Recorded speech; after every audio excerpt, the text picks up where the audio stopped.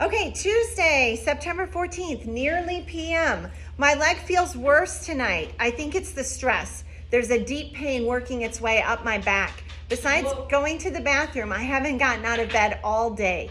I've calmed down. Writing everything out helped. It seems like a story now. It feels better. I'm finding that dull, lingering pain is 10 times worse when it's accompanied by dull, lingering boredom.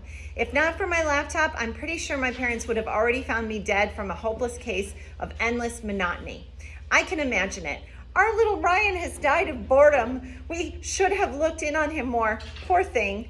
So the laptop rests nicely on Big Bertha, my cast. My mom says the psychiatrist gave her some software that secretly tracks my browser history, emails, IMs, and everything. It's nice that my mom told me this because the software isn't very hard to disable. Adults, in general, take a lot of comfort in these tools, but a 15-year-old who can't get around to parental controls on a computer is probably also having trouble tying his shoes. It's just not that hard. Still, timing is everything. I can't be searching for weird stuff or sending emails to Sarah without having at least a few minutes to cover my tracks. It takes time to erase what I've done, and it's too late if I've just sent an email and I hear my mom walking up the stairs. Not that I've sent Sarah any emails. I still don't know what to say. It's hard, maybe too hard, to kill the boredom. I've been searching online for information about the dredge.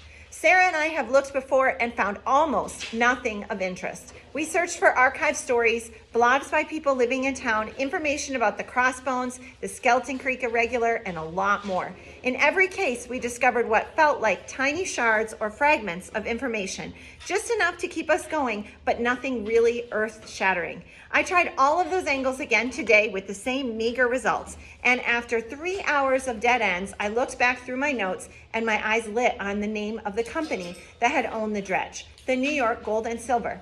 I'd searched that term before, but not very aggressively, and I went looking for them again, this time with more tenacity. New York Gold and Silver has been run out of business for over 20 years, but one thing about bankruptcy I found is that all your records are open for viewing. I found a public file of the company records in a subsection of the City of New York Legal Archives, and within those files, I discovered a file marked NYGSAM Mins 80 through 85. And I knew NYGS stood for New York Gold and Silver, and when I double-clicked on the file, I saw that AM Mins stood for Annual Meeting Minutes, and that 80 through 85 meant 1980 through 1985. To categorize this document as boring would be way too kind. This was 127 pages of pure, undistilled drudgery. I skimmed through the first 30 pages of PE ratios, cost-benefit analyses, plant closures, equity to debt ratios, subprime holdings, and a lot of other painfully tedious details of a once prosperous company. It wasn't until I was half asleep on page 31 that I realized I could search for the terms I was interested in rather than read every single word. And that's when I found something on page 81 and something else on page 111 that made me nervous. I printed them out and I'm going to tape them in here. NYGSAM Mins, paragraph 3, page 81. The number 42 asset holding in Skeleton Creek, Oregon encountered a series of break-ins during the period ending 12/81, mentioned here due to injuries and subsequent lawsuit brought by local resident Mark Henderson. Claimant asserts that he was attacked while searching the 42 dredge on the night of 9/12/81, sustaining injuries to the head and neck, including a major concussion. Lawsuit settled out of court on 11/14/81. Legal department cited private property status in early low-figure settlement. No information from local authorities is available on a possible suspect in the attack or if a suspect exists. Number 42 asset has been more adequately secured. Consider demolition or removal.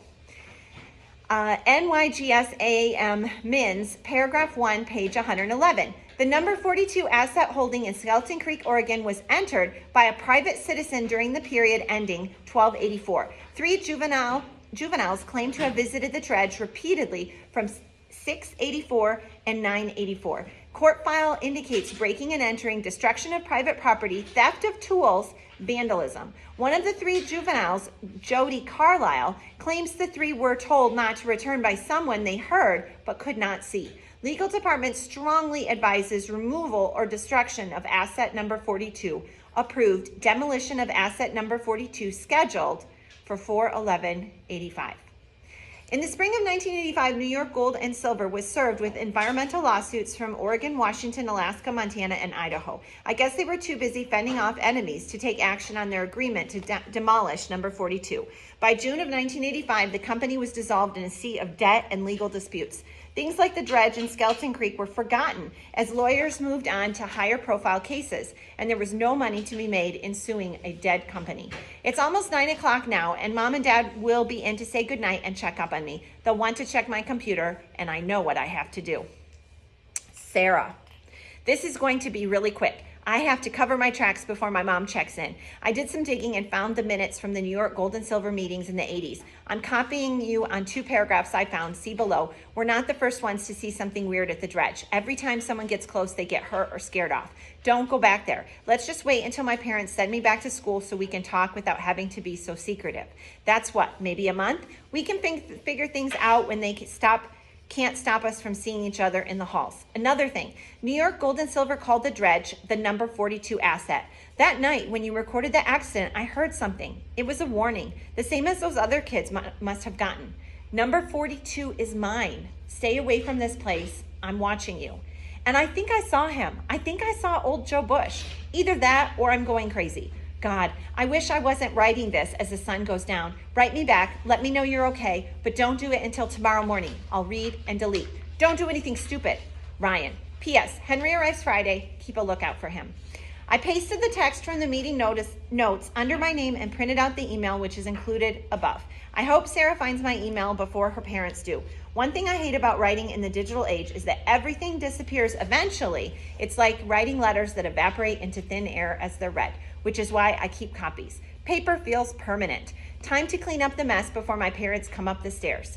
Wednesday, September 15th, early a.m. Mom gave me more painkillers last night, the kind where they warn you not to operate heavy equipment after taking them because you get really drowsy. I fell asleep reading the end of To a God Unknown. Steinbeck could be creepy when he wanted to be, like when Joseph Wayne lives all alone at that black rock and listens to the sounds of the deep night until it drives him crazy. I need to start reading different books. Maybe I'll try a romance novel or a memoir about someone who enjoyed a really happy life. The big news. Sarah just sent me an email, which I have read, printed, and deleted. Ryan, I'm glad you wrote to me. I was thinking maybe you wouldn't. I would have been okay with that. It seems like we're doing better detective work apart than we ever did together. You're not the only one making progress. I also found something. I'll send a video and a password tomorrow morning. Delete the passwords after you get them. We need to keep all this secure where no one but you and I can access. You're not writing any of this down, are you? Your parents might read this stuff while you're sleeping. That's exactly the kind of thing parents do when they think their son is up to something. Just try not to write things down all the time, okay? I listened to the audio track on the video again, and the camera didn't pick up a voice that night. It must have been so quiet only you could hear it. I heard the tapping, makes no sense, but no voice. The number 42 reference, maybe it means what we're dealing with is somehow connected to the New York Gold and Silver. It's chilling, don't you think? I mean, chilling in a good way. Something really important is going on, and we're going to figure it out. Whatever caused you to fall, that spirit or phantom or whatever it is, we have to get to the bottom of it. If it really is a phantom, like a real ghost, what are we going to do? I have to get more evidence on tape, or no one is going to believe us. That stuff you sent about the company from New York, I'm not worried about it. Those other people were trying to get money or thrills. What we're doing is different. We're serious, like investigators. I'm being careful and quiet. Don't worry about me. I'm fine. Oh, and I asked Evil Eye outside the bar about Mark Henderson, the guy who sued for money. He's long gone. He left Skeleton Creek right after they gave him the money. Figures. The kids weren't named, so I think that's a dead end. I guess we could ask Shotgun Gladys. She makes me nervous. Check back early tomorrow morning around 5:30 a.m. before your parents wake up. Make sure to get rid of this stuff. My parents put something on my computer to monitor my activity. I disabled it. Did you check your computer? Some of this new stuff is harder to get around. How's the leg? Don't write things down. XO, Sarah. P.S. The fall wilderness ranger arrived last night. He's here from Missoula, probably until everything is snowed in, and I might interview him like the ones before. Not sure. I'd never asked Sarah to stop making movies, so she really shouldn't expect me to stop writing. She knows I can't stop, but she makes a good point. If my parents are sneaking around in here after I'm asleep looking for my journals, I need to make sure they don't find them. I've been putting this one between my mattress and the headboard so I can pull it out and write in it whenever I want to.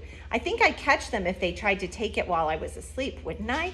Oh man, this reminds me of The Telltale Heart, only 6 pages, but every one of them seriously spine chilling. I can imagine my dad quietly entering my room in the dark. He's moving so slowly it takes him an hour to get to my bed, just like the madman in the story. I hear something and I sit up, but it's pitch black and I'm afraid to turn on the light, so I don't see him standing there. And I sit upright for a long time and I know someone is in the room, and even though I can't see them, I'm terrified. And then bang, he takes my journal and escapes. Perfect. Now I have one more thing to worry about tonight. Investigating is often how Sarah gets herself and me into trouble, so I'm worried that she used the word. And her email has that blind confidence that she gets sometimes, like she's wearing glasses that only let her see her 2 feet in front of her own face and nothing to the sides or the back or the way out front. Just those precious 2 feet telling her to charge ahead. I wonder what she's sending me. It's unbearable having to wait. Thursday, September 16th, early morning. Last night after dinner, my parents moved me out to the porch so I could get some fresh air. It's getting chilly in the early evening already, but I like that about living in the mountains. The clean air is even crisper when it's chilled. I was exhausted when I finally got back to my room and I fell right to sleep. No doubt the fresh air helped, and I got the video and the link from Sarah.